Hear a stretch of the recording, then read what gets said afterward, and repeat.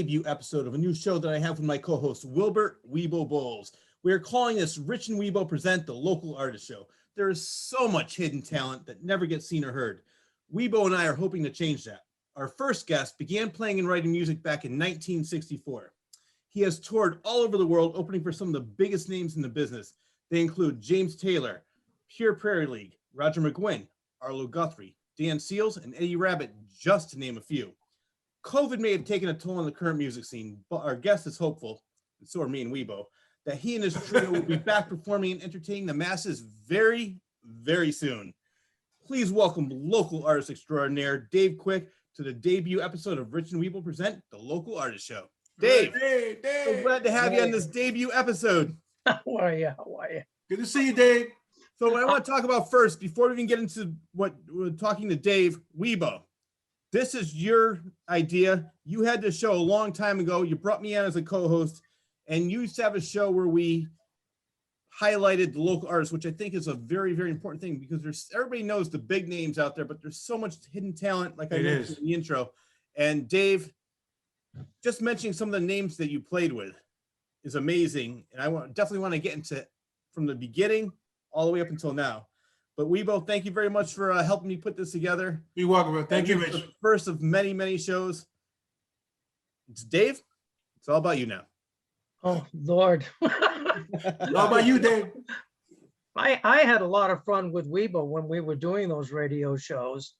As I'd say, you know, he would bring artists on and they would play their CDs and people would call in and they'd ask questions and stuff. And I think one of the most wonderful nights we ever had is we each looked at each other and said, what do you want to do tonight?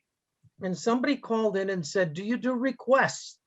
And for almost 40 minutes, we had people calling in asking me to do requests. And we just played whatever anybody wanted to hear. I know. It was a fun night. That was fun. That was a fun night. Did you play All that live on the radio. Did they play your songs or was it just other artists? Everything. All right. See, I like that. Now for you. Now you play bass. I started off playing bass in high school only because the band I was in didn't have a bass player. It had 3 guitar players and a drummer. So I took it up and I played bass through high school. I got drafted halfway through my senior year, and going into the service, taking a bass guitar and an amplifier with you isn't very convenient. So after I got through basic and got settled in, I had purchased an acoustic guitar and stayed on that for all these years, but still play bass and drums with some different bands around here now. Well, you know what? You bring up a great point because everybody wants to be the guitar hero or the lead singer.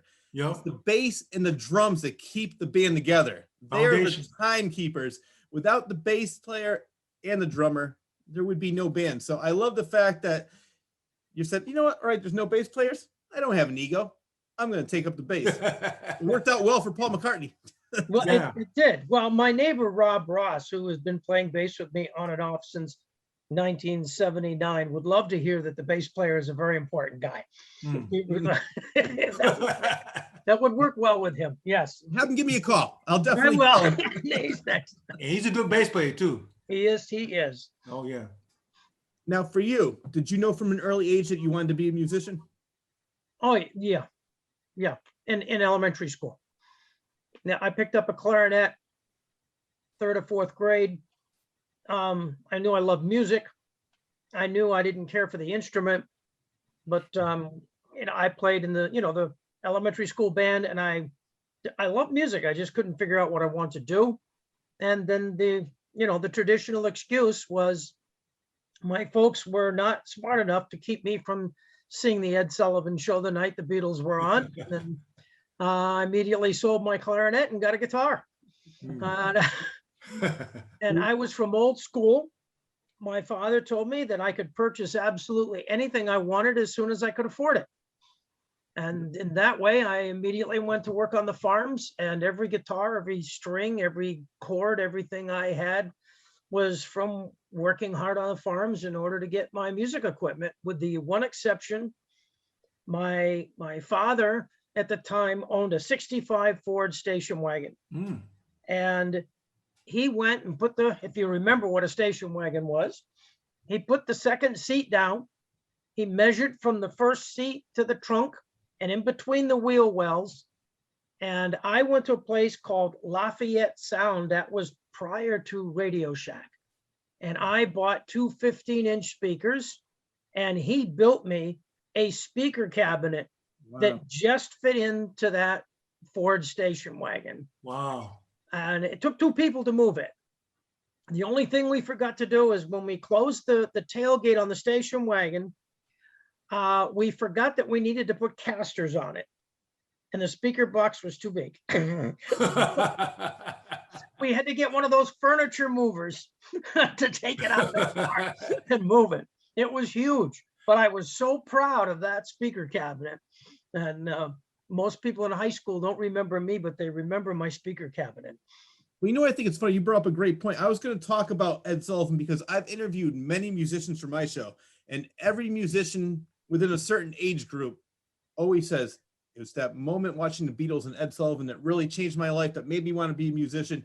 And you know what I like about the Ed Sullivan Show the most? I'm 52 years old, so I missed that. I know what he is. I've seen the shows in repeats, but I like the fact that his show was a talent show basically that exposed so many people to different things. People that like rock and roll, then the next thing would be a folk trio. After that would be a guy juggling plates. He had so many different eclectic guests on there, and you got to witness so many different kinds of things and realize like, oh wow, there's so many other things out there besides the Doors or the Beatles or this.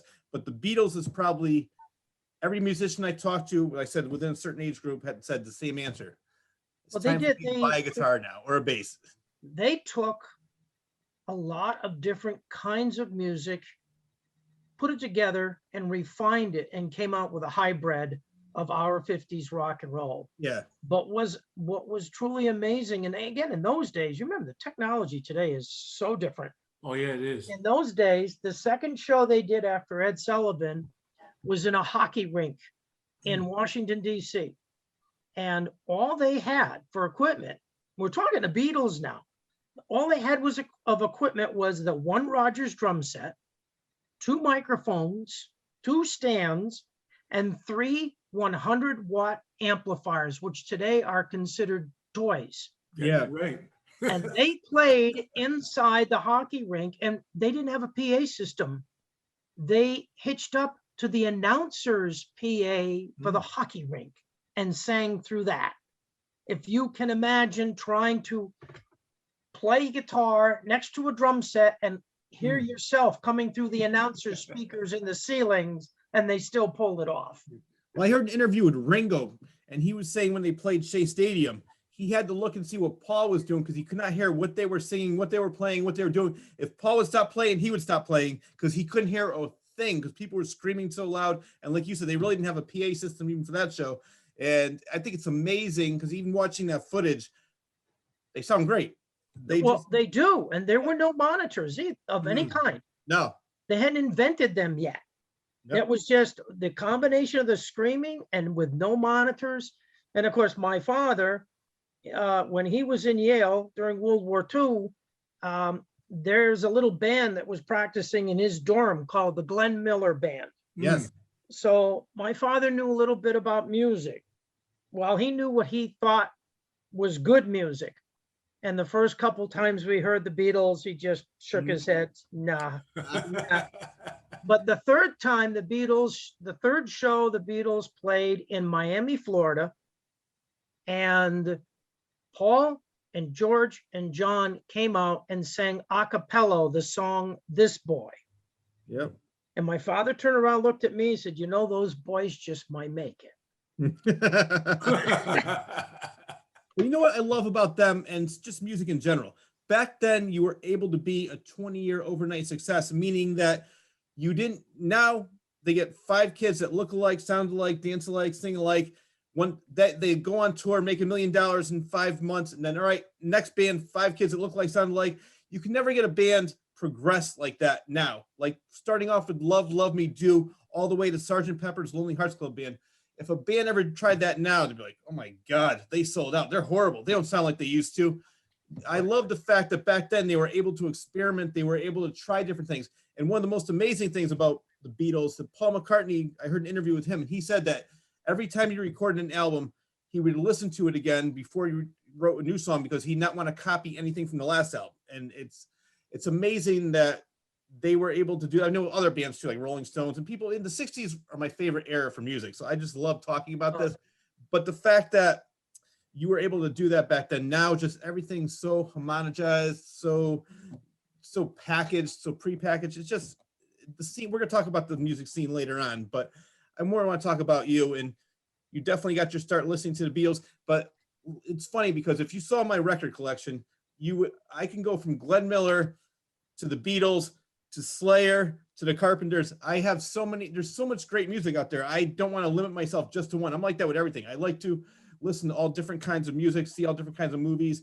And so I can go from Mozart to the band Exodus, which is a metal band, in a matter That's true music appreciation. Yeah, exactly. Yeah, it is. You know, the Beatles were innovators. That's what the most interesting thing about them is what, like you just said, they were innovators. And every album that came out, you just turned around and said, "What?" Yeah. And yet, and there is no such formula that you can say or that you can follow that's going to make you successful.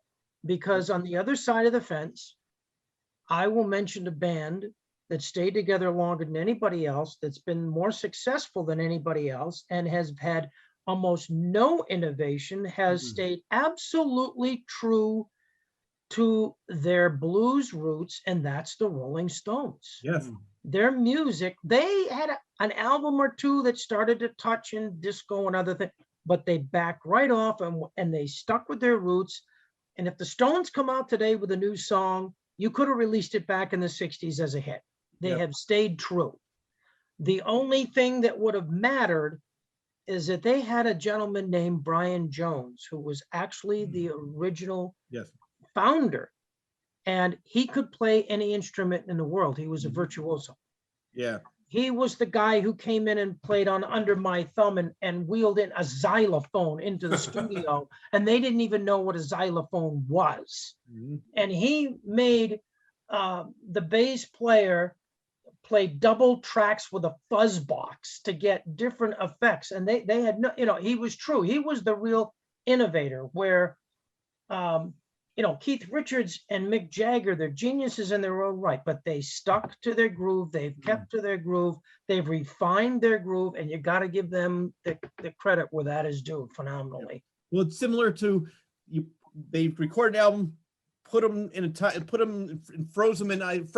Had them frozen in ice, unthaw them, record another album, freeze them in ice again, unthaw. It's almost like they're frozen in time, but they keep on coming up. But it's great because I love consistency. I think that's a good thing, and I love the genre that they perform. But the Beatles I do like because they experiment a lot. And you know what I loved? I don't know if there's a documentary I saw. It's called Echo in the Valley. It's all about the Laurel Canyon area. But what I like about that, I'm sure there was competition and I'm sure there was a lot of egos involved. But for the most part, they all lived in this little area in Laurel Canyon, California, and they would all just go from house to house, bringing their guitars. Hey, man, you gotta listen to this song. You gotta hear this. So the Beach Boys, Brian Wilson was saying that he got Pet Sounds because of listening to Rubber Soul. The Beatles heard Pet Sounds and whoa, listen to this. They did Sgt. Pepper, so they always were influenced by each other, and they always were not worried about the other person overshadowing them. They're like, hey man, it's a great song. You got to hear this one. And Eric Clapton was like, yeah, I ripped a lot of them off. I didn't even realize at the time, but George Harrison come in, play this riff. And then it was funny because in the documentary they show the George Harrison playing his song, and then Eric Clapton, yeah, maybe I did rip that off. I didn't realize it, but I like the fact that they just it was like one big, I guess it was one big party, but there was really not a lot of competition. They all helped each other out. They all supported each other. And I think that's a big thing that you need in the music scene. I was in local bands myself, and I love the fact like, hey man, we have a gig. You want to come down? And I'd do the same thing, vice versa. But you, on the other hand, you played with some major talent, as I mentioned in the intro. Roger McGuinn, Arlo Guthrie, James Taylor. How did you, we're going to get into all that because I know you worked at Capitol Records, which I want to talk about, but that's later on. Did you, when you were out of the Army or out of the military, I should say. I'm not sure if you're in the Army or Navy. Air Force. Air Force. Okay, that was my next guess. I only had two more. Did you have an agent that was getting you these gigs? I will tell you, back in the very early 80s, Connecticut had very few, very limited radio station access. Mm. And I was,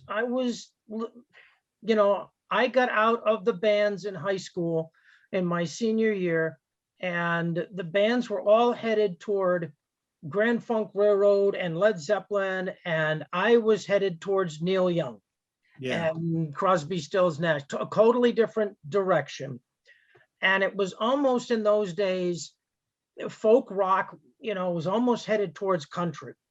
So I was got out of the band in 79 because the band was tremendous amount of fun, but they couldn't make any money here. Mm. And yes, I did meet an agent, Johnny Paris, Act One Entertainments in New Haven, and put me together as a solo act. And it wasn't glamorous. I wasn't playing on stage in front of 400 people and girls and lights and smoke screens and everything else. I was playing in, 4 and 5 star restaurants as a soloist. And these guys, all of my friends, were making all the glory. I was making all the money. And in those days when I needed to support a family, making the money was more important to me than having the glory. So, and I did very well. But all of a sudden, I heard this new radio station called 92.5. Mm. And I said, oh, I wonder if they can really get off with bringing country into Connecticut. And they brought in crossover country, not the hard, original, traditional. They brought in people who had been in rock and roll, but were playing kind of country music. Yeah. Creedence Clearwater had broken up. Their members were in a country band. The Byrds had broken up. Their members were in a country band. Vince Gill was just coming on the scene, and it was a soft introduction to country. So myself and another individual, we took all of the 40 songs on the top 40 of Country 92.5, and we learned them. And because we figured that this was the new and upcoming thing that would be marketable and in demand. Yeah. And we were playing at a place across from the Horse down in Waterbury. My hometown. Yep. And a gentleman walked up to us and said, I'm Floyd Wright from 92.5. You boys just did my whole genre. I want to hire you. Wow. And so they started a concert series, summer concert series at Mohawk Ski Area, and put up a big stage. And I was one of the opening acts for all of the major people that came in that year. And that was my start in meeting those people and playing a lot. I mean, Vince Gill was at the time, hadn't even started his solo career. He was playing lead guitar for Pure Prairie League. Mm-hmm. So I first met him and nobody knew who he was. He wasn't anybody yet. He was a hired gun. But those were some nice concert series. And Eddie Rabbit and Dan Seals, we did downtown here at the Warner Theater and with a number of other ones. And, while 92.5 was up and coming for a while there, they were very generous with us, handing us a lot of work. Wow. And so was the agency. I worked for Johnny Paris for 30 years until he passed away. And I was kept very busy. Now, growing up, did you always, I know you always performed, but were you making music as a living in your early 20s and so on until you went to the military? My birthday's in January. I turned 18 as a senior in high school. I already had my draft card. Oh, wow. So, and yes, I was doing gigs and making money, but not, living on it. I was still a teenager at home. I got out of the service. I was 23 years old. And that's when my father had always told me that I had a talent and that I played and I enjoyed playing. I enjoyed entertaining. but he said, please, please, please don't depend on it. Yeah. So I had always had a second and third job so that I had medical benefits, I had my own support, and I could play as much as I could around that support. And I Mhm. played 3-4 nights a week and held a 40-hour-a-week job for years, Wow. years Now- and years. Now, I mentioned before you worked with Capitol Records. Was that before you went into the military? Yeah, my guidance counselor in high school, his brother was one of the R&B guys in the Capitol Records in Boston. And we did some work for them. Again, that was as a hired gun because they would bring bands in, and sadly, in the late 60s, you'd bring a band in to play in the studio, and studio time, as you know, costs a lot of money. And heroin and everything else was pretty big in those days. And they'd bring a guy in, and if the guy couldn't play, they'd be calling out for anybody to come in and play the ghostwriter, you know? So yeah, I played bass guitar on many records that, you know, my name doesn't exist, but I had a lot of fun. I had a lot of fun doing it. Who were some of the musicians that you played on their records? Group called Strawberry Alarm Clock I was the love first them. one I worked on. Incense But, and peppermints. they had some issues with some of the members, and you know, I can't name names, that's not fair. But that's how we got started in Boston. And of course, I went to Boston with my acoustic guitar because it cost me $1.25 on the train from Nashua, New Hampshire. And I would take for 10 cents, get on the trolley and go to Harvard Square. And you walk into a coffee shop in those days, and they would give you free coffee and muffins for you to sit down on the stool and play your guitar. And you'd open up your guitar case and people throw money. And that was my way of really learning how to sit down, not only to play to people, but you have to learn how to talk to people. Being a real entertainer, I mean, it's for me. I can get in front of 50,000 people and play, and no issue at all. But if you sit in someone's living room and there's only 5 people in that living room you're playing for, it's a whole different story. That was harder for me to do, and to go in a coffee shop and not only play to people, but look them straight in the face, feel you're projecting your feelings to them and seeing if you're getting a response. There's a different kind of contact. There's a whole different kind of intimacy when you're really playing to people up close than just playing to the masses. And I learned that. Well, it's funny because I am just the opposite of you. I was in bands when in my 20s. I did radio for a little while, but then I did stand-up comedy. Now I'm doing motivational speaking. So I feed off the audience, and it could be 5 people, could be 50,000, as you said. And it's just I love that response. When I'm in radio, I'm not really sure who's listening, if they're enjoying what I'm doing, what I'm saying. But when I'm live, I acted as well. When I'm live and I see that instant response, it's just, if it's going well, it makes me want to play or do whatever I'm doing even harder. Absolutely. And this is why this kind of work, I've seen a lot of people do these Zoom things on Facebook to entertain whoever's listening. It doesn't work for me. I gotta have a real audience. I can't look into a screen and entertain a screen. To me, it's just too sterile an environment. Exactly. No, I agree with you. So how long were you with Capitol Records?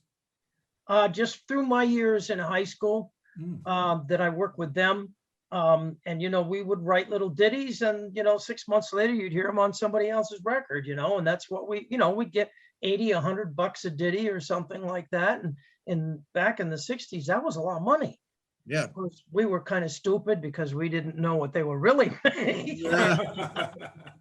But, you know, there's a learning process, you know, there's a learning process involved in the business. And it can be a very nasty business. It is a labor of love for anyone to get out there and be playing every week like I still do at my age. You have to. 29, right? I haven't stopped. COVID did not stop me. Yeah. Yeah, I could see that.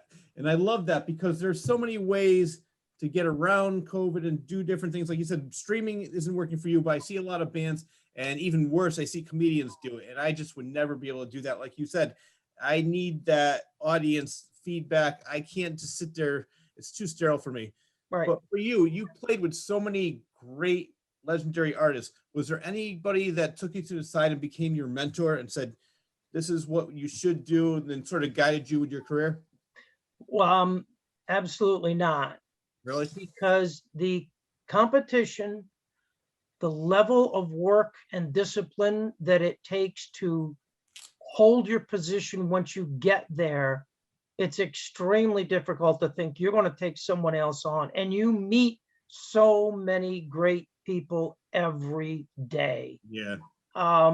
There were musicians that I met who were extremely friendly and sit down and talk to you. There were some musicians who wouldn't give you the time of day.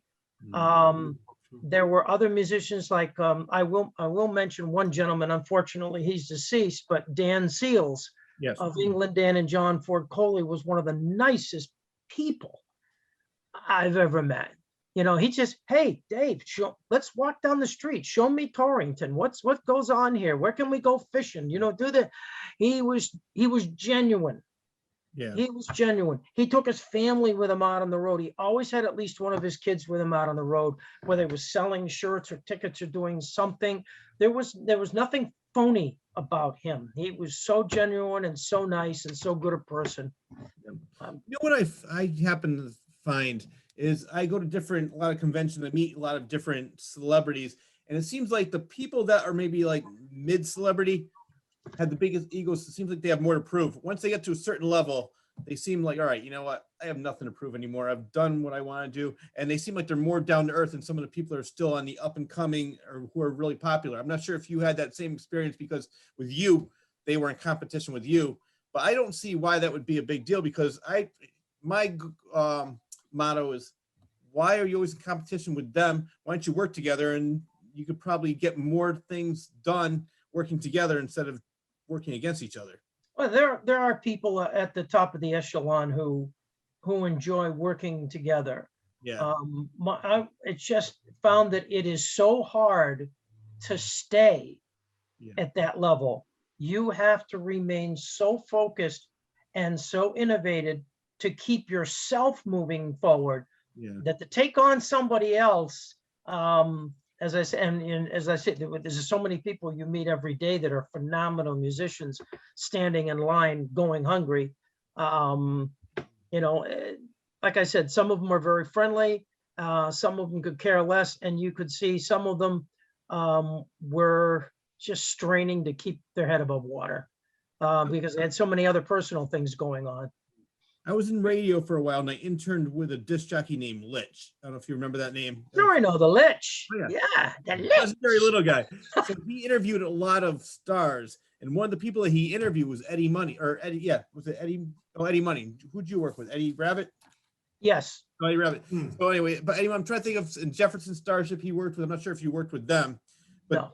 they were very, very down to earth and very nice. But out of all the people that you met and played, because I mentioned the big James Taylor. What was it like working with him? That must have been a big thrill. It was not a really great day. I mean, I was honored to be there. Yeah. He played well. He had just finished his divorce with Carly Simon, and he was a broken man. Okay. Well, he was, you know, it's just like I said, you know, you meet people, they're going through life. You can meet him at a high point. You can meet him at a low point. He was very quiet, very reserved, not disrespectful by any means, but he wasn't the bubbly guy that I had expected to see at that time. Now, when you were playing with all these bands, were you playing all your original music, or were you playing a mixture of original with covers? No, I was doing originals. Okay. Yeah, and that was a huge mistake when I went to Nashville. To compete in the Be a Star show, because television, again, you know, you can look back and realize what you did good and what you could have done better. Television is looking for a singer to do an extremely popular song as good or better than the original artist. You could be a great singer, but if you sing your own song, nobody's ever heard it before. You've already cut yourself down, because the people aren't ready to tap their foot yet. It's the first time they've heard the song. Yeah. And I went to Nashville looking to be discovered as a songwriter, not just a TV competitor kind of thing. And so that was a true experience. The whole Nashville thing was a true experience for sure. Dave, you ready by that, Dave? Because I've done a lot of shows and stuff around the state and stuff, right? And you do original songs, they not. They said, "What's that?"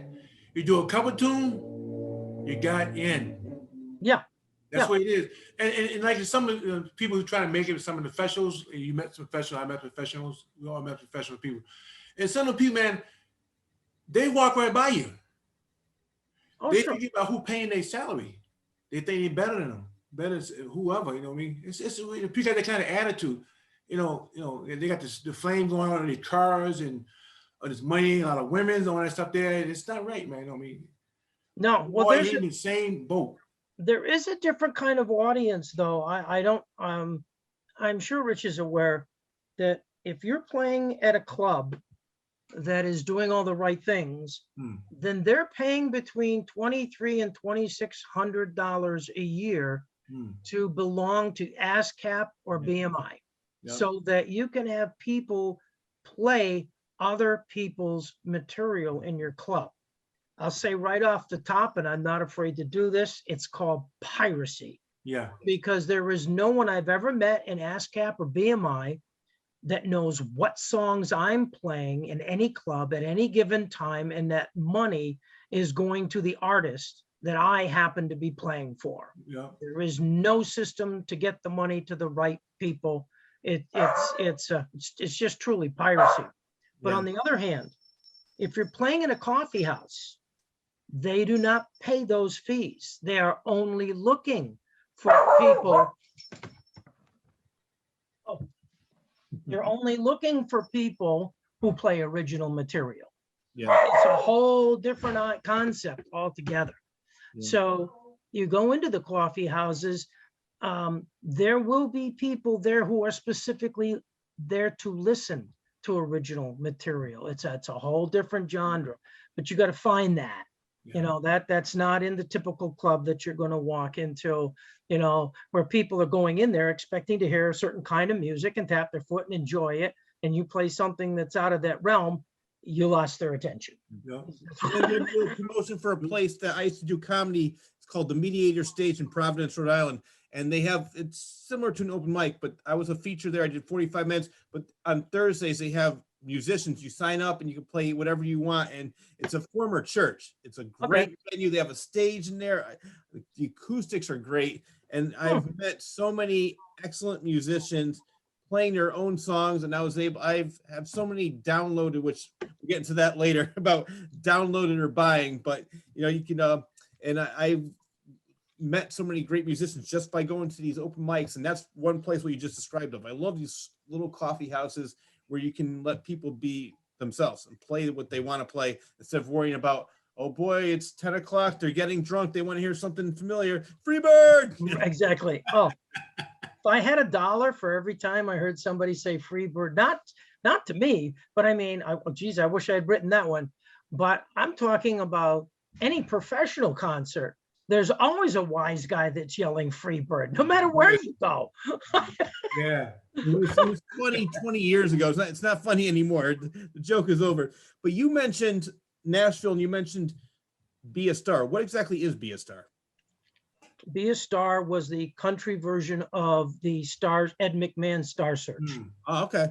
We're talking the first round, not all they got 5 or 6 different kinds of them out there today. The Voice, America's Got Talent, all of that crap. These were the 2 that were the groundbreakers for that kind of stuff. And I, people laugh. I got on a Greyhound bus in Waterbury. I had 1 guitar, 1 suitcase. That was it. And I walked into the Opryland gymnasium where they were putting people together, and an artist would come in, and each artist would have an attorney, a manager. The women had their own makeup artists. They had an agent, they had their whole entourage with each person that came in there, thinking that, oh, tomorrow they're going to be a star. They better be ready. They better have all these people lined up. And they sat all the contestants up on an area grandstand. And the guy said, so how many people are here to be a star? And I would say 4/5 of the people raised their hands. And then he said, how many people are here to have a good time? Yes. I raised my hand. He said, thank God there's a few of you. He said, because I can sit here in order to get on the show, you had to record 6 of your songs on a CD. Excuse me, before CDs, it was a cassette. They went through almost 10,000 cassettes, and they came up with 800 contestants that they thought were viable. And they told those 800 contestants, now, we want you to go take whatever 6 songs you sent us, the same 6 songs. We want you to go do a video of you playing those 6 songs, so we know you, in fact, did them. There weren't all these, you go to New York City for tryouts stuff back then. So a friend of mine's daughter was in a place called Marist College over in Poughkeepsie, and she was getting an engineering degree. And their last grade of the season was doing a video for me. The whole class got involved in the project, and they did that video, sent the video in, and then they called back and said, okay, you are one of the people who's coming to the show. But as I was getting back to where we were on the grandstand, he said, anybody know who Trish Yearwood is? And I said, yeah. Anybody know who Garth Brooks is? Well, yeah, we know who he is. Well, those 2 people were one of the many people who sent in cassettes to us that we did not accept. You're here today, and we can't tell you why. We liked you, but we can't tell you why we didn't pick Garth Brooks, but we certainly can tell you we didn't, and he's out there today. So if you're here to be a star, we might not be able to see the forest for the trees. I hope some of you are here to have a good time. I think that's most important. I remember when I was in radio, they used to always tell me, you don't have to be funny, just have fun, and it will translate through to the audience. Yes. If you're having a good time, they're having a good time listening to you. You don't have to be telling joke after joke after joke. And the same thing with music. Like if you're up on stage having a good time, it doesn't even have to be technically correct. I could rather be having more fun watching you having fun on stage and making a mistake here and there than somebody trying to be so serious, playing every chord, every note perfect. I'm like snoozing over here while you're on stage having fun. I think when you have fun, that's probably the most important thing. And then usually everything else will fall, only not always, but it'll fall into place more than when you're trying too hard and you get so angry because, oh my God, I was so great tonight. I can't believe they didn't sign me. Just have fun and exactly. But I will tell you a funny one that my late drummer, Mr. George Fry, who sadly passed away a few years ago. We used to pass these rules off the top of our heads when things were going awry. And George says, band rule number 16-4, paragraph 3. The band is not supposed to be having more fun than the audience. Just remember that. That's funny. We had a whole list of rules. We did, and one of my bigger rules was if somebody comes up and says, hey, can you play this song? And we couldn't. And somebody in the band started playing it anyway. Oh, they used to make the hair on the back of my neck go right up. I said, no, look what you've just done. Now you've egged the person on that we're turning down in the same process. Yeah. So rule number 14-BC, you cannot play anything for a song that we don't, we had all these rules, but that's what, again, having a band and making it fun. Yep. We had a lot of rules. Yep. There's a motto I like to live by: having fun and getting it done. Yes. Yeah. I love to have fun when I'm singing. I want your opinion on this, Dave. I want your opinion on this because here's my opinion. And I'd love to. you mentioned that, to be a star is similar to the original reality show Star Search, which I loved watching that. I think now in social media it's overloaded, and I think it's created mediocrity. To me, there's really so hard to find greatness anymore in acting and music and this, because anybody you can have in music, we'll go with music since we're talking about that. A person that is great, sounds great, but he only has 4,000 followers. Nah, we're not gonna sign him. But some guy that's not as good, he has 15 million followers. All right, let's get him. So I think it's creating mediocrity with all these talent shows and social media. What's your opinion on that? Well, I'm going to go back to something you said earlier about the Beatles. The 60s, we had something called analog recording. Yes. Where you could actually feel someone's energy and intimacy coming through their instrument or their voice. Mm. Today, we have digital recording. And if you go into a room and if you sing just a little bit off, the computer recognizes that and corrects it. The music is sterile. Mm. And because the music is sterile, and because there's only 3 companies that own all of the radio stations in the United States, if you want to go on those radio stations, you have to fit their format. Yes. You don't fit the format, you're not getting on. And to fit their format, you got to sound exactly like what they want to hear. There is very little innovation out there. Yeah. And so you turn around and you pick somebody. Very rarely do they come out with a new sound or a really good sound. It's a copy of something else that they know other people will pay attention to. So you, again, fall into the mediocrity that you're talking about. Mm. Yeah. Everybody's so afraid to try something new. Yeah. And they just go with the old formula. You mentioned analog. There is one studio in Torrington, Connecticut. I want to give them a shout out because they're friends of mine. They own Red Room Sound Studio, Lucinda Rowe and Mick Connolly, and it's all 100% analog. Nice. It's a great studio. So if any musicians who are watching the show, local artists, Torrington, Connecticut, Lucinda Rowe, Mick Connolly, Red Room Sound Studio. And if you don't like analog, but you want that sound, they have ways of doing that digital, but making it sound analog. But for the most part, it's all tape. And I've listened to several artists. We're going to have another artist on here. His name is Joey Witt, and the band's Joey Witt in a Definition. And I love it. Like you said, it sounds more natural, more alive. And I grew up, I'm 52. I grew up in the late 60s, 70s, 80s, and I love all that stuff. And it's so hard to listen to the newer stuff. There is some good stuff, but for the most part, I'm always going back to the classics. Well, I've got to go back to them. I didn't know they were here, to be honest with you, because I have original songs on tape. And I don't know of any studio that has a machine that can play the tape to make copies for me or to work off of those tapes on, because everything is digital. I recorded my last CD with Long Hill Company in Shelton. Mm-hmm. And I was going back to them to say, I want to do this to this song, this, and they said, you got to start from scratch, you got to start all over. Everything's digital. We don't even have those machines anymore. Right. So I'm sitting here and I held on to these tapes. Why? And because the tape was this big and very expensive. That's what I. Good timing. Good timing. Yeah, you know what? You were waiting to be interviewed by me and Wibo. So.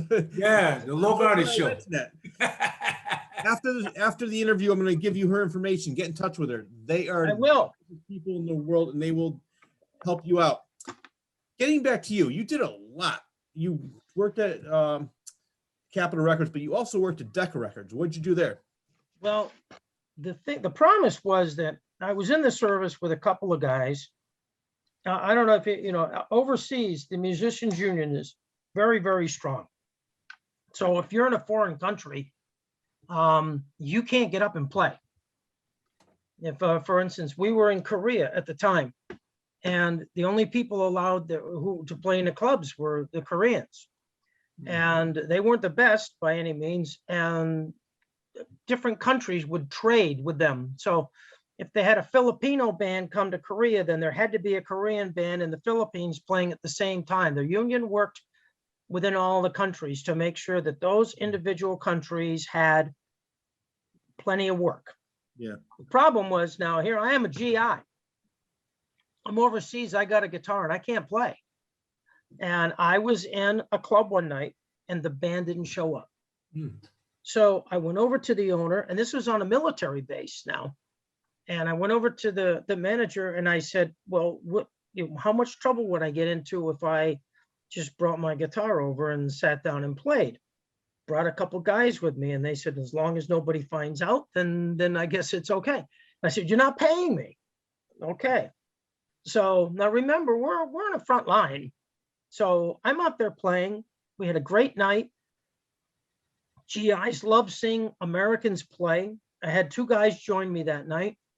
And then as we were trying to pack up, I noticed there was a second lieutenant standing in the door, and I was in serious trouble. So, Sergeant, come on over here. Oh boy. And I said, oh, well, okay. So I went over and he says, Friday night, you show up in your Class A uniforms with your 2 buddies. You're playing at the officers club. Oh, all right. And I said, sir, I can't do that. I'm on the front line that night. I mean, I'm not a musician. I'm actually an air police officer in the K-9 division, and I'll be out somewhere that way. And he said, I don't think you're listening to me, Sergeant. I told you you're going to be playing in the officers club. So I said, well, sir, let's, in all due respect, you're going to have to give my commanding officer written orders in order for me to get out of being on the line. I mean, he said, no problem. And I thought he was joking. And the next day I got woke up by an MP, told me to report to the CO, and we had orders to play in the officers club. Wow. And we did. And that was the end of my duty, because we played there. Another general came over and said, where'd these guys come from? I thought I was going to sit down and hear a Korean band. And they said, no, well, we're special here. And he said, no, you're not anymore, because they're coming with me. Next thing, we were in Yokota, Japan, and Misawa, Japan, Tachikawa, Japan. We went to Okinawa. We did a complete tour of the whole Pacific theater, collecting money, being in the Air Force and playing. And then they hitched us up with USO. So we had quite a time doing all that stuff in the service. And then, so when I got out of the service, that's when one of my buddies said, who had gotten out in Michigan, said, look, one of my high school buddies is an R&B guy at Decca Records in Cleveland. Let's go down and talk to him. So we did a demo for Decca Records. Decca Records says, we want to sign you, but we don't want to sign the 2 of you as the Everly Brothers. You need to come back as a band. And my buddy said, well, I don't want to be in a band again. I don't want to, and I said, oh, don't let me down. And he did. And that's basically when I turned around and said, look, I did a couple things for Decca, but that's it. I'm coming home. I'm not sticking my neck out anymore. And that's when I moved back to Connecticut in '77 and started meeting the local guys here and putting something together locally. But again, bands back in those days, it was a lot of fun, great times, no money. And that's why I had to go on the road as a soloist. You know what I like about you? The big saying is right place at the right time, but you took advantage of every situation that you were in. Like, some people would be like, I don't know if I could do this. Like, no, let's do it. So, I love the fact that you had so many opportunities, but you seized on every opportunity. You got to do so much that most people would never have a chance to do. Well, you keep out there, but it's a labor of love. There's a discipline. Yes, exactly. You have to, I was up on stage playing in Mohawk. I have one of my guitars is a D28 12-string Martin, and Roger McGuinn came up on stage with the same guitar. And that was my in when we were done playing, to go sit down with him. And of course, he wanted to see my guitar, and of course, I wanted to see his guitar, and we traded back and forth. And the joke is, today, I still don't know whose guitar I have.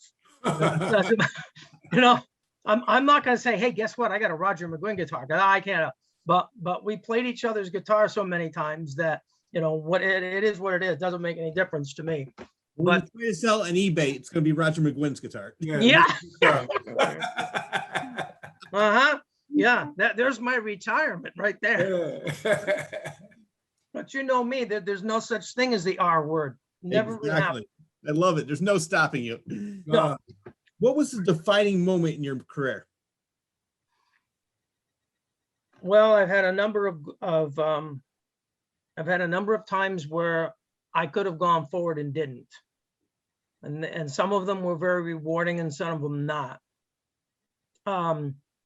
The first one that happened, I was still in the Air Force and I only had a few weeks left to go. And the Air Force said, we want to use the three of you guys as a promotional for the military. And we're going to put you on the Johnny Carson show. Oh, And I said, well, boy, I think we got a shoe in now. yeah. That was our first big offer. Problem was the show was not going to air for another year. So if we went on the Johnny Carson show, and then before it went on the air, we were all discharged, then they couldn't use us as a promotional tool. Oh. So they wanted all of us to re-enlist for another 4 years. Well, I don't have to tell you, all three of us said no. Yeah. So like I said, you've got a huge thing in front of you, and it didn't work out. Just you know, I was in Nashville. I had an offer to sign with RCA, and unfortunately, I was married at the time, and it wasn't working. And if I had stayed in Nashville, it wouldn't have worked. So I decided, well, I'm not going to trade my family for my music. I came home. And it didn't work anyway. So, but you know, there are those times you make decisions, and you have to be able to sit back years later and say, you know what, boy, I could have done better if I did this, but I still think I made the right decision each time, you know, went forward. I did do 18 years out on Block Island for the agency through the summers. And I met a lot of people out there, had a lot of great times out there. That was a beautiful place to entertain. And one time I was at a place called Champlin's Marina playing, and about 30 people came in the door all at once. A gentleman walked up to me, my fault, I didn't recognize him. And he said, you know, my whole entourage here, we're going to sit over here.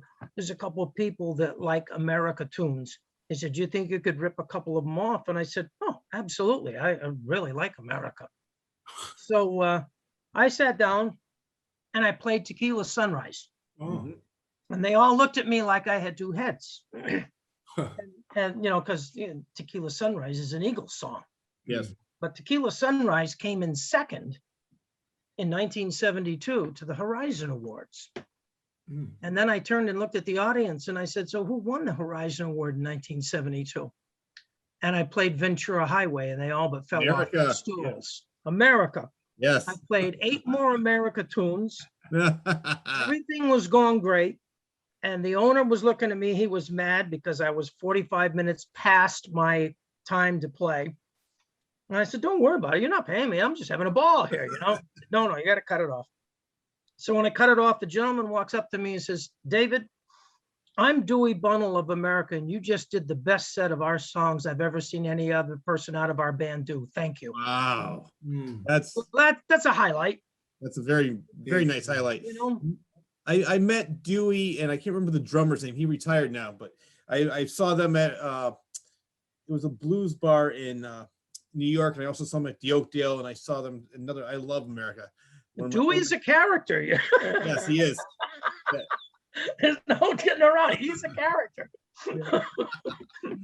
But he had just cut his hair, and I didn't recognize him.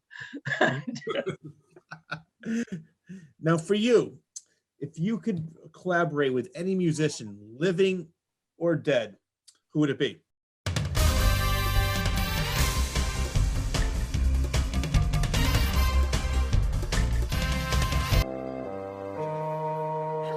freaks and fiends? It's your old pal, Graveyard Gill here. And I'm here to promote something. That's right. This is the scariest thing of all, commerce. And I've got a brand new DVD from Elmwood Productions in honor of the 5th anniversary of their film, Head. It's also the 20th anniversary of Elmwood Productions. This DVD is strictly limited edition, will be available April 24th at elmwoodproductions.com. That's right, you can get a copy of Head. They're gonna sell out fast because, like I said, limited. That's one of the scariest things you can think about if you're a collector. And there's lots of collectors who've been asking us for this, so you're getting what you want. We listened this time. Also on this DVD is a brand new commentary by some of the filmmakers and 2 of the other great midnight thrills, The Jungle Man and Christmas Wishes. So make sure you order your copy on Saturday, April 24th, and don't miss out. And if DVDs aren't your thing, you can still stream Head from Terror Films. Don't forget about that. Tubi, YouTube, Amazon, a bunch of places. So, collectors, get your copy of Head now. And stay tuned for more Midnight Thrills.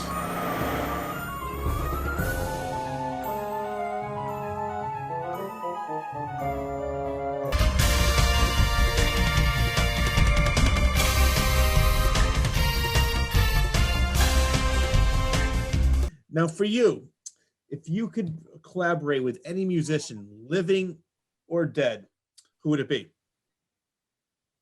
As I said, I think the nicest guy I ever met was Dan Seals. Yeah.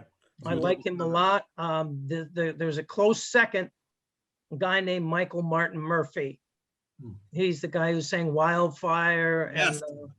and Caroline in the Pines. I met him a couple of times, and I don't know, he's just the kind of person that I know I could sit down and play with. Yeah. It's just that he immediately has that personality that you just warm right up to. Well, there's so many great songs, and you mentioned the names, and most people won't know them by name, but as soon as they hear the song on the radio, oh my God, I love that song. I didn't realize that was that. So yeah, and you just mentioned those 2 songs. Wildfire is one of my favorites. Well, you'd be surprised. There's not many. See, that's the other thing, Joe. I do a lot of covers, but I tried not. There's 2 laws of thumb, and it's one of the hardest laws that bands don't understand. When you're doing covers, you do covers that you know you can do extremely well, or you don't do them. Yeah. I don't care how popular they are. I don't care how many times you've been requested to play the song. If you can't do it extremely well, don't do it. And how many times you go out and hear a band, they play 3 or 4 songs, you go, wow, these guys are pretty damn good. And then they blow it by playing something they shouldn't. No, right, Dave. Right? Right. No fact. Speaking of cover songs and speaking of Dewey, I was watching a concert and he was telling a story, and I think it's hilarious, and it sort of goes with what you're talking about. They did a big festival with Mamas and the Papas and I don't know how many other bands, and every band played California Dreaming, and they were the last band to go on, and that was one of the songs they were playing. And Papa John said, "You guys were the best. We love that version."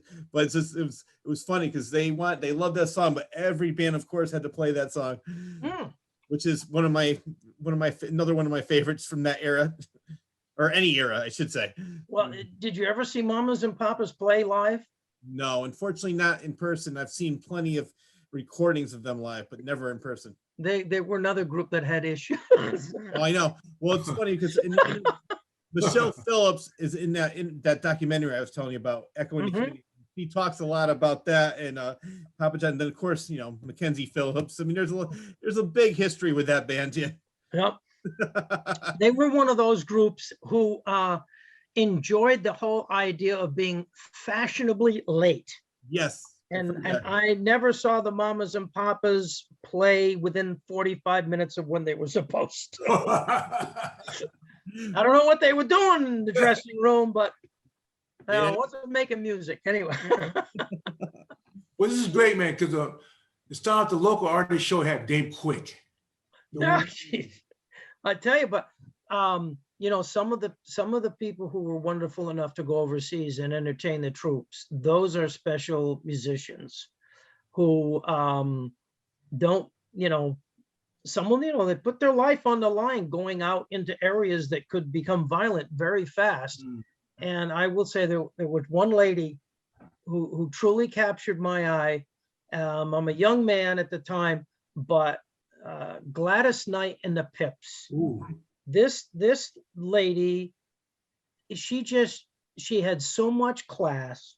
She came out on the stage, and of course, the Pips are really a class act. I mean, they had their tuxes on. She had her gown on, and she was playing, and the guys were just like, you know. Yeah. And then she comes out later and she plays more, and she's wearing a pair of blue jeans, and she had the same amount of class that she did when she was wearing that gown. Yeah. You know, and of course, I got to tell you, race relations in those days were really bad. And music was the only thing that I knew cut through everything. The only tool that I had.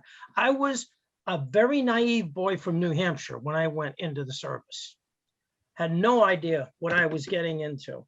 And there was a lot of sad stuff that was still going on in those days. Yeah. And we had a group called the Satins that you might have heard of. They were the USO tour I was in. And they liked my voice. And they said, Dave, we'd like to pull a stunt here if you would be willing. I said, hell yeah. You know, me, not yeah, but hell yeah. And they said, would you do a song for us when we are the last song of the show? We'd like you to join us. Now, first thing, be very, and Wibo's heard me say this before, and he'll probably still laugh. And then I could play guitar and harmonica at the same time, and I can't tell you how I can do that, but I can't dance. Cannot dance. And you put me with such a beautiful vocal group as the Satins, who look like marionettes tied together when they were moving. They wanted to teach me how to dance. I can tell you right now, I failed miserably, but we were the absolute highlight of the show, because the people in the audience, all GIs from every race, color, creed, everything, you know, and we come on, and here is this bleach white guy coming out there with the Satins, and I never missed a note. But let me tell you, every time they went that way, I went that way, and the left leg went up and their right leg, the harder I tried, the worse it got. And the cheers from the audience were deafening. Nothing that cut the ice between everybody in that audience than the music and what we did together to show everybody, you know, outside of combat, there is no color, there is nothing. Music is in everyone's soul, and it cut through everything. And it was one of my warmest moments to see guys in the front row of every color crying from laughter or pain.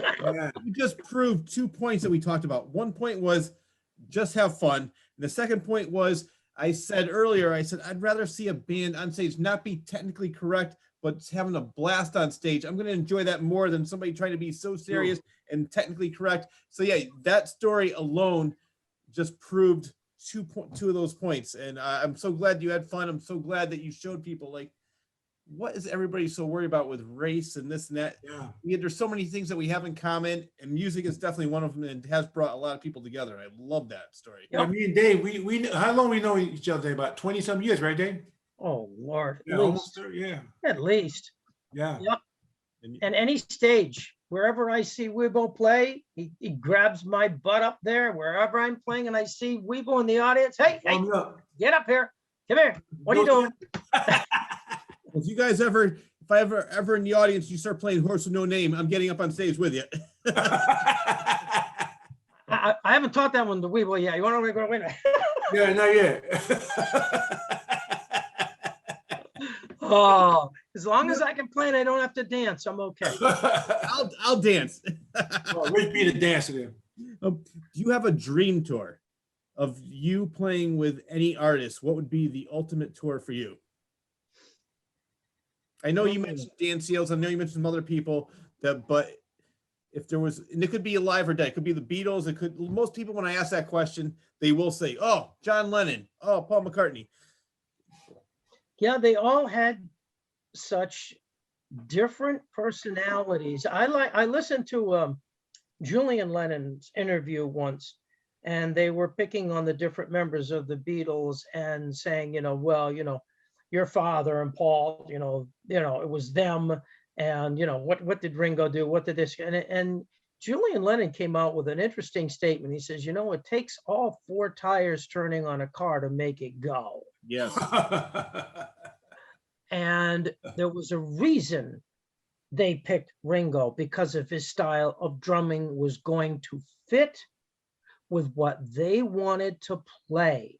Ringo was not the drummer or the standard drummer of the time. He was an innovator. And if people know anything about Ringo, they look at him, or people who don't know, I should say, look at him and say, how awkward does he look playing the drums? And you're right, because Ringo is left-handed, and his parents wouldn't let him do anything left-handed. He had to learn how to play drums right-handed, and that's why half of his drum rolls are backwards and so unique. I did not know that. Yeah. So again, he had a certain style. He had a very heavy right foot, because it was the wrong foot to play the bass drum, but it was a heavy beat, which was John Lennon was looking for. And so again, he was an innovator. But yeah, I mean, there's so many. I think personality really says it. There's a lot of wonderful music out there. Oh yeah, it is. But if you don't have, I don't care what kind of talent you have in a band, if you don't have the chemistry, the talent will not come through. Yeah. And so if you're sitting with somebody like, I could sit and play with Dewey, because I've met him. Yeah. I've made a contact. I've got something in his personality reached out and grabbed me, like Michael Martin Murphy, like Dan Seals. I mean, there's a lot of musicians out there, but to say honestly that I could work with that guy and love it, you have to have met that person and made some kind of connection. Yeah. Because connection's only the first step to being creative. Creative's another whole thing. And without that connection, you can't. I couldn't do it, I don't think. It's funny because the interview with Julian Lennon, you brought up a great point, because there's only two bands right now that I could think of in two different genres. Beatles, not one person can ever be replaced. In 80s metal, another band, if you like them or not, Motley Crue. Each member has a distinct personality, and when one member is gone, it's just not the same band. Mostly bands, they could have like the lead singer with a unknown guitar player, unknown drummer. Nobody really cares. Nobody's paying attention. But Beatles and Motley Crue, that's another band I could think of where every member is so important to the band, and each have their own personality and their own style that they can never be replaced. And I'm so glad that at least the Beatles ended when they did, in a way, because towards the end with Yoko coming in, they really weren't getting along. And I'm glad they went their separate ways before they became just, boring and didn't make good music because the chemistry was gone. So I'm glad they broke up when they did. Well, you're a realist. You like and stay true to the original members. And that's why, again, for instance, if Ringo Starr came out with a new song next week and he came out on the stage and his drum set said the Beatles on it, you'd go, doesn't matter if the song's any good. I mean, yeah, we give Ringo all the respect, but he's not the Beatles. But I'm going to turn the tides here and give you another example, but people think completely differently. I know a guy named Don Henley, who's a phenomenal singer, and he's a phenomenal drummer. And he has an 8-piece band, and none of them are the original members of the Eagles. And they're on the road calling themselves the Eagles, and they're not. Any agent or any critic out there will tell you that Don Henley's band is the best Eagles tribute band there is on the road, because all of the members are hired guns from years gone by. In fact, 3 of the Eagles original members are still sitting at home, not playing, which makes it a crime that they're not out there. with the original band. But you know, you have to be a traditionalist, I guess, to say, look, Yeah. I love the Eagles because the first 4 or 5 of them had a certain sound.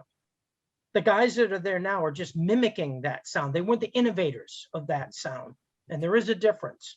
Well, another example of that is I have a DVD of Chicago, the band Chicago, and there's a singer that sounds exactly like the original. He is younger than the song, but he sounds. What kills me is people are paying $300, $400 to see them at Foxwoods. Like you said, it's a cover band. It's not Chicago. There's one member left. I don't even know if he's even there anymore. But when the DVD came out, and I'm not going to pay $300 to see a cover band. No, So, well, if you go see Journey, yes, you see the Filipino gentleman who has a great voice, but he's not Steve Perry. No. You know, and in fact, I don't know if you saw the one thing on my bucket list. I've not been to Cleveland to the Rock and Roll Hall of Fame. That's one thing I do have to do. But the night that they inducted Journey into the Rock and Roll Hall of Fame, it looked like the members were doing Perry a favor by inviting him there. You know, and I'm going, okay, this is, you know, I know it's me, it's my opinion, but this is not right. no, I'm with you. I'm definitely with you on that. Now, getting back to your music, how has your sound changed or developed over time? You keep refining over time, because after I got back from Nashville, I had a depressant time. There was a year that I put down my guitar completely because I really wanted to give up. And I had stopped writing music. I said, you know, this is what I want to do, but you know, things really went through a turmoil there. So when I started playing again, playing cover tunes, I really worked extremely hard to sound like the original artist, because that's what people truly want to hear. Yeah. And I've refined that a lot, and I've worked hard with the other people. One thing I find hard to teach is that someone will learn the words of a song and sing the song, and I'll stop them. And I'm saying, all right, you learn the words, but have you listened to the song? Have you listened to the singer? Have you listened to every little word he says, how he pronounces that word, how he drags this part out, how he cuts this part short? If you're really going to do a cover song, simply learning the words isn't enough. You've got to turn around, and if you're going to do a Beatles song, then you better come out with a Beatles accent, or don't bother. It's, you know, but that's the way I play. If I'm going to play a John Lennon song, then I'm going to sound like John Lennon. It's, you know, that's what you do. So you work very hard on refining your craft, and you go through stages of getting better and better and better. You don't really notice it. You just continue to refine what you do. Now, do you have a favorite song that you play live, fan favorite? Wildfire is one of them that people like a lot. Not only is it a beautiful song, but it's a song that you can't go very many places and ever hear it played. Another song that I like to do is a song that was released in 1967, was out for about 5-6 weeks, and they took it off the market. Nobody bought it. Nobody understood the song. Just wasn't relating to anything. And then something came along called Woodstock. And a couple of weeks after Woodstock, a producer came back and said, you know what? Grab that song back there that we threw away 3 years ago. That would be a hit today. And they pulled it out and released it. And it was #1 for the longest period of time in 1969. And it's a song called Get Together. You remember that one? I do. Well, when it was released, it was a flop, because in 1967, it didn't mean anything. But in 1969, the Summer of Love, bang, the connection was made, the hit was made. That's one people like a lot to hear too. But anything that people turn around, I don't go in with a song list. I think there was 840 some odd songs Rob and I collected together that we played regularly. And it's just that when somebody comes up and requests a song, and you can do it, and you can do it well, and you play it well, you feel good you're doing it, and they turn around and they give you that smile like, yeah, okay. Clink, that made my night, that you've made a connection with a perfect stranger through music. They remember. Oh yeah, and they will be back and bring friends. And again too, yes. Yep. You have a favorite venue? I did love playing out on the islands on Block Island.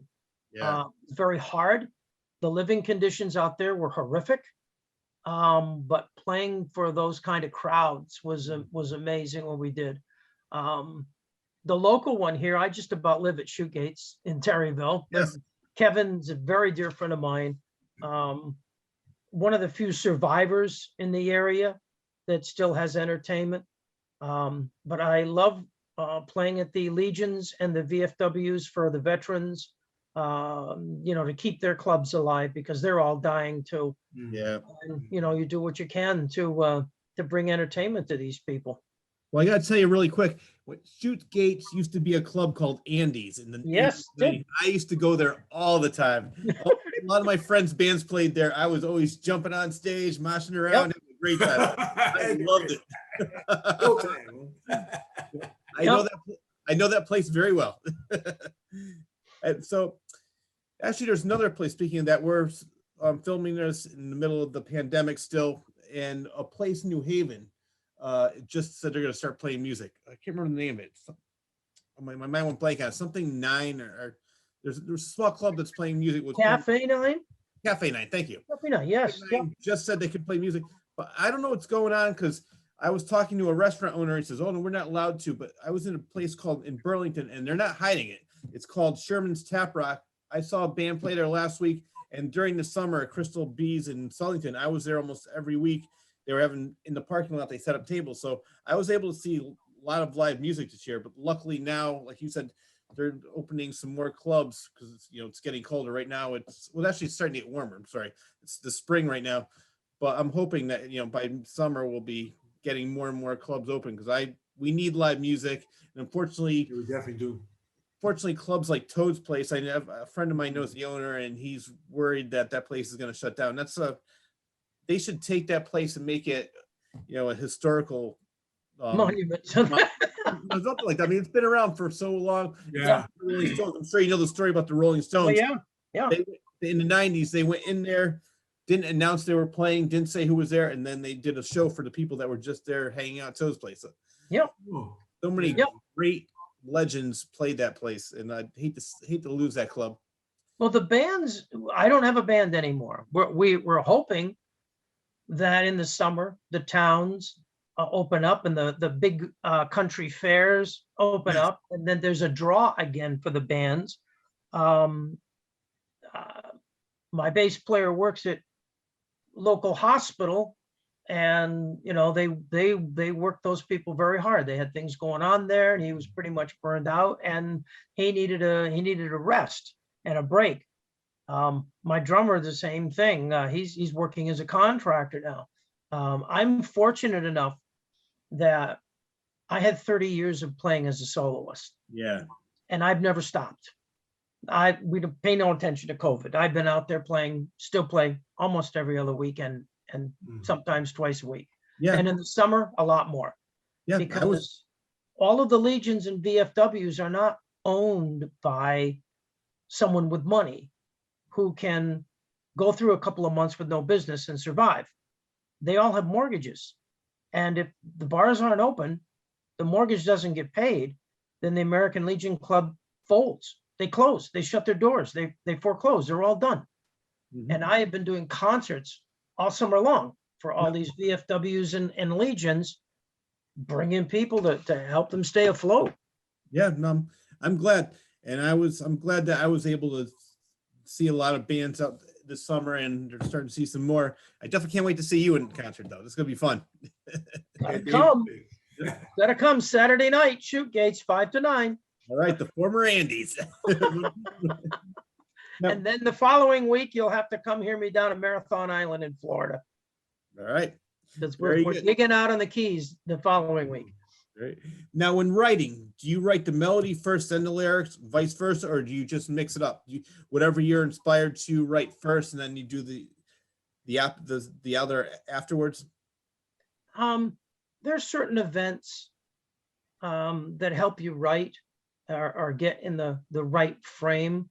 You'll have a melody come into your mind, and you can't shake it. And of course, like Paul McCartney used to say, his worst fear is, am I singing someone else's melody, or did this really come to me and it's mine? And you just add a thought pattern and the song grows. Yeah, there's a formula. Well, you're gonna have so many verses, you're gonna have a bridge, you're gonna have a chorus, the thing, but your thought pattern and this melody, they keep working back and forth with each other until they're one, and you can't get rid of it. And then all of a sudden it just explodes, and you write all these notes down, you have all these different intros down. And as a soloist, you take, it's a jigsaw puzzle, then you put it back together. You say, I got a song now. I haven't ever had the luxury, like the Eagles would say, Donnie Felder would come in with dozens of cassette tapes with all kinds of lead licks on it. And Glenn Frey would sit down and listen to all of them and say, oh, I might be able to use this, or I might be able to use that. And they had different kinds of collaboration to do this thing. And then when they brought in the wise guy, Mr. when they brought in Joe Walsh, Jesus Christ, you brought a whole different dynamic, which is what they were looking for. They bring in that dynamic, and he and Donnie Felder had this little competition, and Donnie Felder wrote Hotel California, and he wrote it as a single lead guitar player.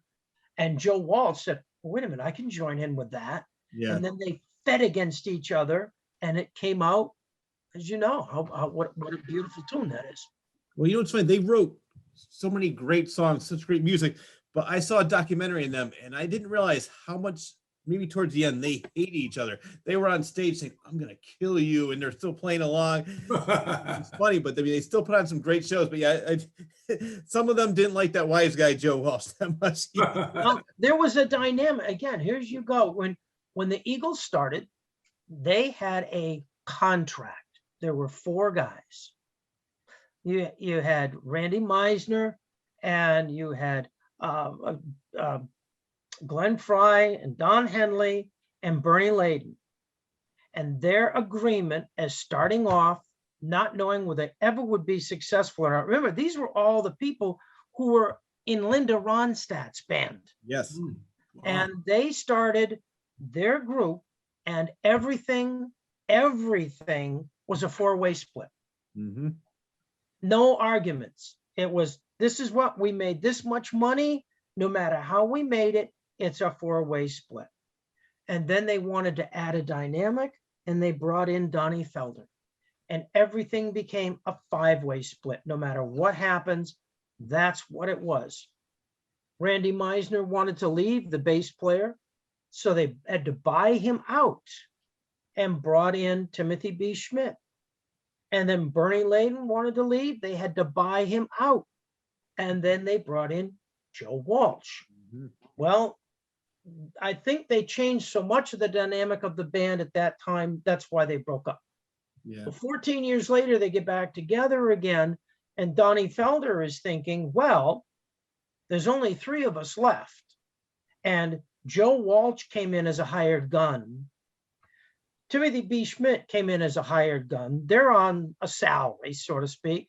And he thought that it was still a 3-way split between the 3 original members. Well, Don Henley and Glenn Frey had a differing opinion. And that's where the riff starts. And that's why Donnie Felder's not with them anymore either. This is where behind the scenes. Behind the scenes. It's money, it's greed, it's control, it's business. And I'm into it for the love. I love to play. Until my bones can't do it anymore, I love to play. And I've had some horrific experiences which would have turned a normal person away. But I'm still at it. Well, I'll give you a perfect example of what you're saying is the band ABBA. In 1996, 97, they were offered $1 billion to get together. And they said, no, we don't like each other. We don't want to get to, I mean, then Mamma Mia came out and, they created that. That's a different story. But I remember, because I was in radio then, I was doing a story on that, talking about how they were offered $1 billion. And they said, we really don't want to be together. We really don't want to go through this again. And they weren't having fun. So they turned down that much money. I mean, it worked out for them, obviously, in the long run with Mamma Mia, but that wasn't even planned. I don't know how that came about, but No, I'm still with you. Money is important, but having fun. Having fun is all about having fun. I enjoy it myself. It is. Look at Fleetwood Mac. All of the things that band went through, and they're yeah, I know. Still out there. What And if I can look at Keith Richards being 10 years older than I am, and he can still stand upright out there, doggone it, so can I. Yeah. That's a perfect segue. What I want to ask you next. What motivates you? Well, because I have truly been bit by the entertainment bug. It is a lot of work at my age to get all that equipment in the truck, in the trailer, keep things working, playing. I truly love to play. My son is extremely talented. He can hear a song, puts it in his head, he gets behind the drums, he can play it. Oh yeah, your son, huh? He went on tour for me for 3 years when I was in the Block Island. And it was simply okay. I think he had some good times, but he wasn't bit by the same bug I was bit by. He went through it and said, okay, so I've done this, I gotta do something else. And he has come in and replaced our drummer a couple of times when, someone was sick or something, he'll jump in, but it just, okay, what else is there to do? You really got to be bit by that bug. Yeah, that's true. That's true. You got to love what you're doing. You're right, Dave. Right. Yeah, I agree with you 100%. What is a musical guilty pleasure for you? Musical guilty pleasure. I mean, for me, and I know this might be sound like a cliched answer. To me, there's really no guilty pleasures because I enjoy, as I mentioned earlier, all kinds of music. So if I say I like the Carpenters, to me, that's not a guilty pleasure. I just enjoy it. If I say I like Slayer, it's not a guilty pleasure. I enjoy it. So some people, I mean, it's funny how people, I'll give you an example of what I mean. One time I was at a store and I heard somebody singing, "Wake Me Up Before You Go Go." She was singing along to the radio and I caught her singing. I started smiling and she goes, "Hey, I don't even like that song. When you get the song in your head, you can't get out." I said, "I actually like that song by Wham." "Oh yeah, so do I. So do I." And I was able to say that it was okay for her to like it. She was like, "Oh, how I just in my head, I couldn't get it out." I'm like, "It's a good song. It's catchy. It's fun." "Oh yeah, no, I agree with you. I think that's so for you, do you have any guilty pleasures or are you just like, you have very eclectic taste? I guess I have a critical side. For instance, I wasn't in the generation of people who liked the Monkees. I don't want to be disrespectful to them at all because Peter Nesmith, Michael Tork, they wrote some good songs later on and gave them to other artists to release who did very well with them. Yeah. Well, people don't realize, sorry to interrupt you, but Neil Diamond and Carole King wrote a lot of songs for the Monkees. Yeah. Yeah, they did a lot. But you're right. It was supposed to be a TV show. It's not even a real band. And I will say, I met Mickey Dolenz, and he was a jerk. That's all I gotta say. And I never met Michael Nesmith, but everybody who met most of the Monkees, Davy Jones was the nicest, most down to earth guy. But some of the other ones, I think they let it go to their head. But at the end of the Monkees time frame, CBS came to them with a song and they said, "This is $1 million song. This is a $20 million song. This is going to blow you guys away." Mike Nesmith heard the song and he said, "I wouldn't play that on my deathbed." Wow.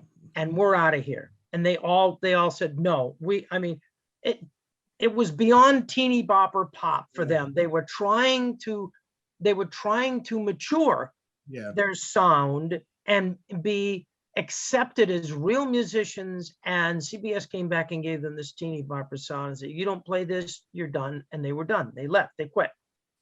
Wow. And I was overseas at the time. I was a canine attack dog handler. We were out in the jungle. And of course, we had these little transistor radios, they were called. Yes, I had one. The little earbud, Yes. and we had them, and you couldn't get a good station during the daytime because the military controlled all the music during the daytime. But at midnight, we had a guy come on the radio called Wolfman Jack out of LA. Hey, And how he are was ya? playing the top 40. So we were still, had a little bit going on with what was going on in the States. And the first time I heard this song, I said, I can't believe they allowed this song to be on the radio. I mean, I don't mean to be disrespectful to anyone and their music and what they like or don't like or what, but I heard this song, it really made the hair stand up on my head. And it was the #1 song of 1973 across all venues and all charts. Anybody know what it is? Trivia question of the evening. I'm gonna fail in this one. Sugar, Sugar by the Archies. Oh my God, I never would have guessed that. Archies, huh? And the Archies were a union studio group. It wasn't really a real band, but that was the song they wanted the Monkees to play, and That's everyone funny. turned it down. And that was the #1 song in the nation in 1973. I almost wanted to quit playing music. I said, if that's what I have to play for people who listen to me, I will not do it. Wow. Well, you mentioned Wolfman Jack because I think he was a great personality as a DJ. And there's one DJ I think that played such an important role in the revolution of rock and roll, and that's Alan Freed. Oh, yes. He unfortunately was involved in the payola scandal, but I think with that, there's good and bad with that. What I mean by is, Wibo, I'm sure you know about this. He'd say, all right, man, you want your record played? Give me a couple bucks, I'll play your record. I think he introduced a lot of bands that never would have been heard because of that, but unfortunately he had a lot of other issues too, and he died of cirrhosis. But I think that he's actually credited with creating the term rock and roll, and he did a lot for all these bands in the 50s. And I think that, without him, a lot of these bands wouldn't be where they are today. Absolutely. You're correct. You can't go into a radio station today and say, hey, here's my CD. Will you put this on the air? No, they show you the exit sign. Yeah. Every song that goes on the radio is pre-programmed by Clearwater Company and Sony. And if it's not cleared by those two companies, it's not going on the air. It's true. Because everything involves money. Every time a song hits the air, somebody's getting paid for that song. Do you know that John Lennon, when he died, was making $300,000+ a week on radio royalties alone? Wow. Yeah. Because every time a Beatles song went on the air, he got a check. And because they control that, because they get a piece of that pot, no, you're not getting your song on the air. Yeah.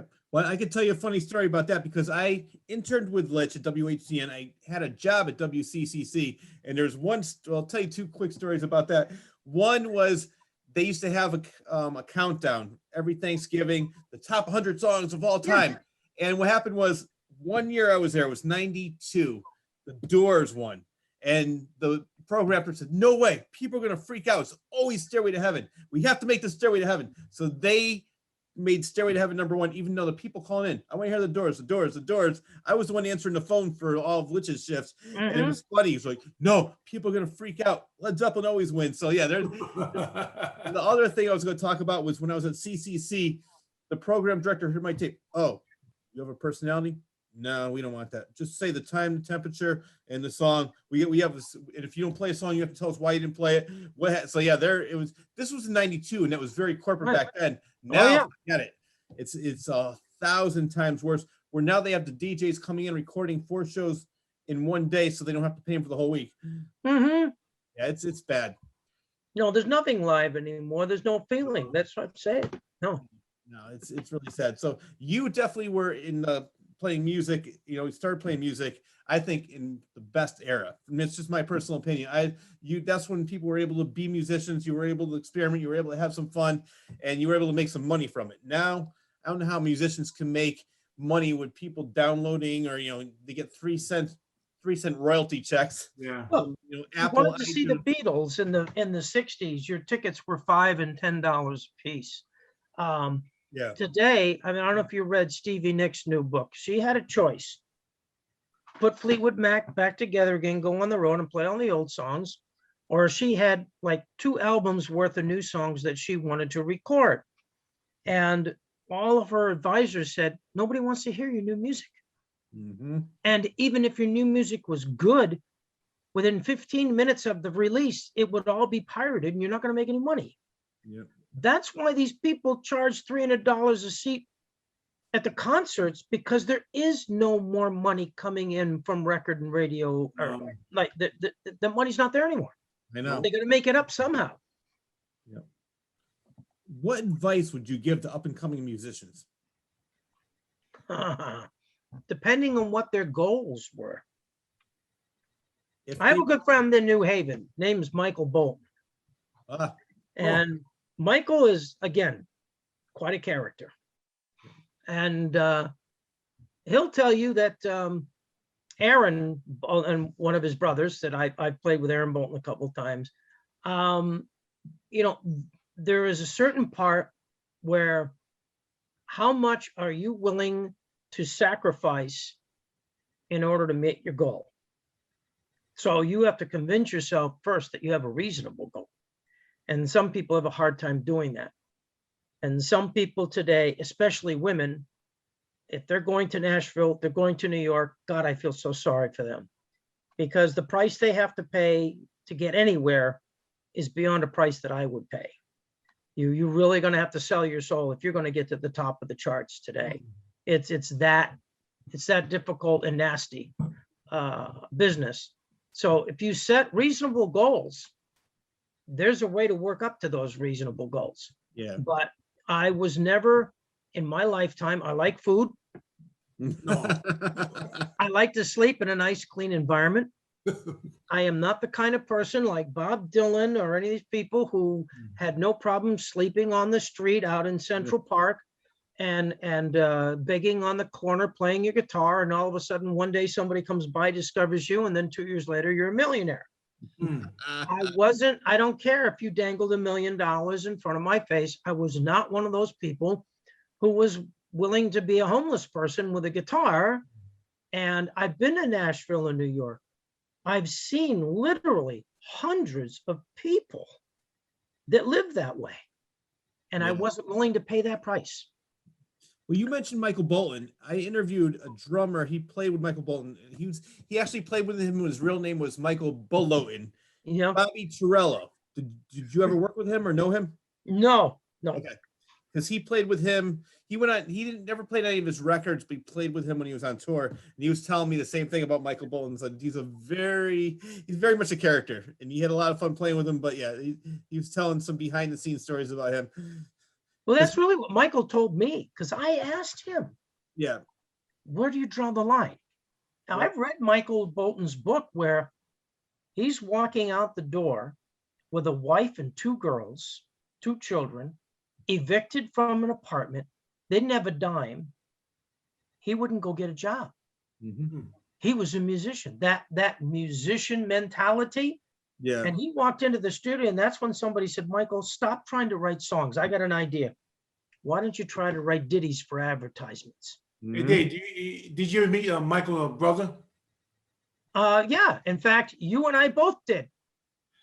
Remember the little church up there in Yeah, Torrington? yeah, we done a benefit. Yes, And he Yep. was there, and we met him, we talked to him. Yep. Yeah. Yep. I've seen him a number of times since then, but that's what Michael all of a sudden exploded by writing commercials for McDonald's, for the Army, for all kinds of corporate. Now he started making money. But again, and I'm not being critical of him, everybody has their way. But if I have a wife and 2 kids and I'm not making any money playing music, I'm not going to allow my family to go hungry. I'm No. going to have 2 or 3 part-time jobs, and I'm going to be working around the clock. because I guess I got priorities. And, you know, every individual has different priorities, but you've got to say, okay, here's a goal. There's got to be a way to reach that goal, one goal at a time, and work your way up. And sometimes you get to a certain level where you say, the price to reach the next level is not worth the cost. Mm. Or you're just not, you're willing to keep striving, but you have other disciplines that need your attention just as much. Yeah. And that's why I always never left a full-time job, always had medical benefits and things for my family. I did that first, coached Little League and basketball and everything else for you. Volunteer. And then every night I was banging away at the clubs. But, you know, I did my best to have the best of both worlds. That's why you mentioned writing commercials. And there's another musician that started off writing commercials, and that's Barry Manilow. Oh, yeah. I've seen him in concert. He does a whole, this was years ago, he did a whole medley of all the commercials. One that you would know is Have Yourself a Break Today, McDonald's, but he does it with the kazoo. It's hilarious. Yep. There's a couple other artists that got their start writing commercials, and that's where especially back then, that's where the money was, but they were able to make a living off of that and then play their own music too. Well, your greatest ripoff was a guy named Neil Diamond, who sat down one day with a promoter, and the guy said, why don't you write, commercials and stuff? And Neil said, nah, I don't want to do that. I don't want to do that. And he sat down, he picks up his guitar and he starts playing a little ditty, and it goes, oh, it's a Pepsi generation coming at you, going strong. And he was fooling around, and the guy stole it. Oh my God, Sold really? it to Pepsi. You all know the song. That's Neil funny. Diamond did not get paid for writing that. Yeah. Oh man. You mentioned, writing the lyrics, writing the melody. I just saw a documentary on the Bee Gees. What impressed me the most about them, I don't know if you saw this, Barry Gibb would write the lyrics right before recording. They'd say, we're in the studio, all right, we have the melody, listen, and they would write the song probably 5 minutes before they recorded it. It's amazing that they would be able to do it. And all the songs he's written. I think it was only behind McCartney and Lennon, he wrote the #1 singles. Yeah, well, it's the chemistry. Yeah. Doesn't matter. The level of talent could be, but if you don't have the chemistry, Yes. because when you do have that chemistry and things start to work, you can feel it. Oh yeah. You can feel it when you're playing in a group of people. When something is really clicking, you just turn around, you got to smile and go, wow. You got to really savor that moment when you finally reached that kind of chemistry. Yeah. Yep. Now, you mentioned before CDs and records. How many recordings do you have? So I know you mentioned a lot of tapes. I'm going to get you in touch with Lucinda and Mick later on. But for you, do you have any recordings that people can hear either on iTunes or buy on Amazon or even at a record store if one exists anymore? It exists anymore. I think our last release was in 94. Okay. I haven't done any real writing and stuff since then. It's basically just been playing hard. Yeah. And that's what I want to do now, is really retire from my regular job after 38 years. No, that long, Dave. I've been with them that long, Wibo. Wow. And but I've been playing 45. So there you see where my level. But yeah, it's time to get back into, I have a studio, and it's time for me to get back into writing and enjoying the music even more than I do right now. All right. I love the playing. I'll never stop. But I want to get back into the writing, because that's really where you just open up your heart. You're exposing everything that you have as a feeling through your music. And if somebody really starts to enjoy it, there's no greater reward. You ever write music for other musicians? No, I don't. No. Okay. But saying, I think it's the greatest surprise. I mean, especially on somebody of our level, when you're just driving to work one day and you turn on the radio and bang, there's one of your songs. You go, hey, that's kind of cool. So, and I've had that happen to me wonderfully a number of times. But so I can't imagine what it's like for somebody who is not an independent artist and really has somebody behind them and can't go any day by turning on the radio and not hearing one of your songs. Yeah. It's got to be a great reward for that. So what's next and where can people find you? Well, just say right now, I'm not recognizing COVID very well. Yeah, And I'm going out and I'm still playing at Shoot Gates a couple times a month. can't wait to see you there. Play the American Legion in Terryville a couple times a month. Okay. As I saying, for the next 2 weeks, I'm going to be in Marathon Island in Florida. And when I come back from that, putting our summer concert series together for a number of legions and VFWs across the state in a big effort to try and keep them all afloat. And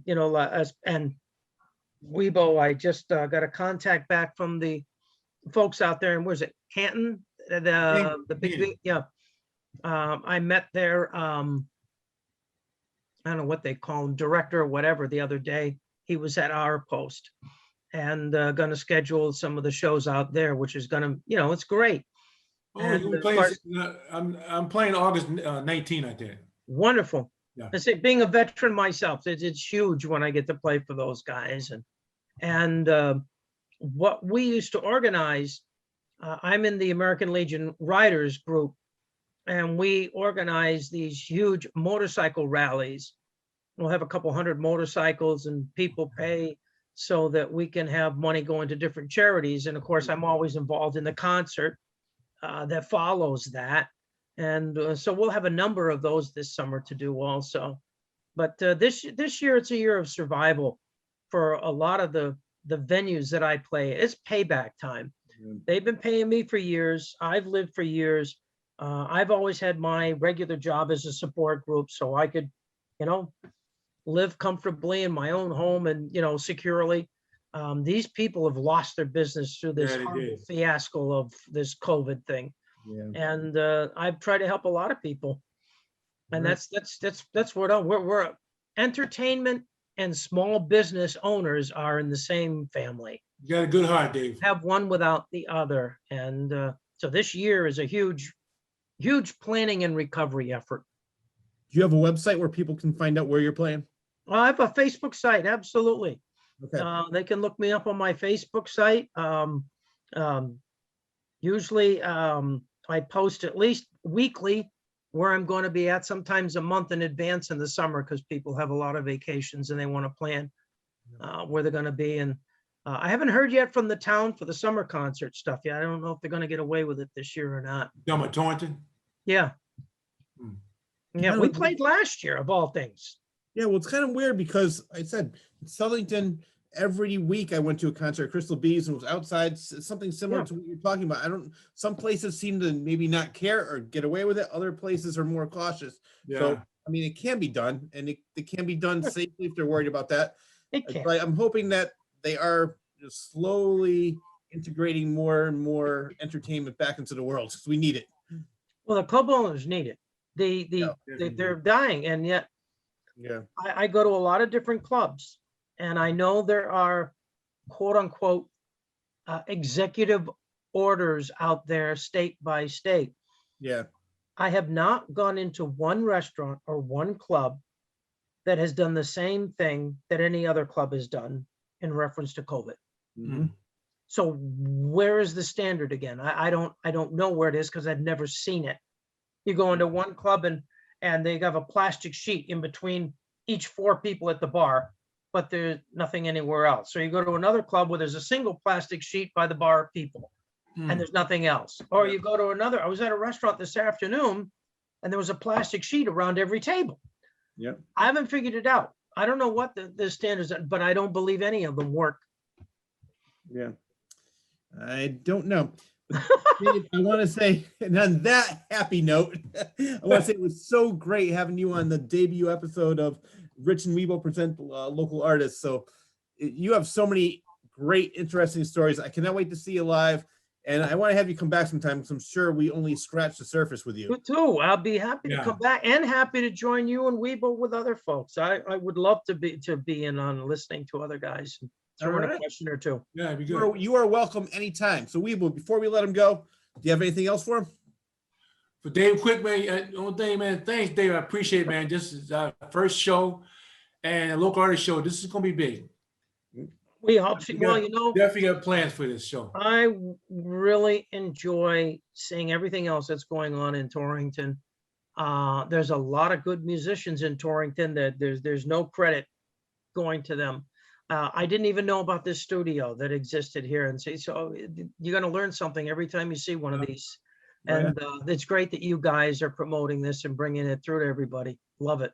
Well, I think it's so important, as I mentioned in the beginning of the show, there's so many local artists or great artists that are unknown, unseen, and not really heard, because local, as you said, radio only plays, you know, the top 3 songs of that week. Top 3, So I want this show to highlight people like you who are so talented and have so much to say. And I'm looking forward. I'm so glad Wibo got me involved with this. I'm having a great time so far, and I'm looking forward to meeting so many great and interesting people like you. Yeah, well, then I'll get with that studio. We'll bring out some new songs to put on the radio. Right, Dave, you the man. All right. Well, thanks, Dave. Take care, guys. Wraps up the debut episode of Rich and Wibo present the Local Artist Show. We would like to give a big thanks to the extremely talented Dave Quick for being on the show. And we would also like to thank you, the viewer, for tuning in. Enjoy your day, everyone.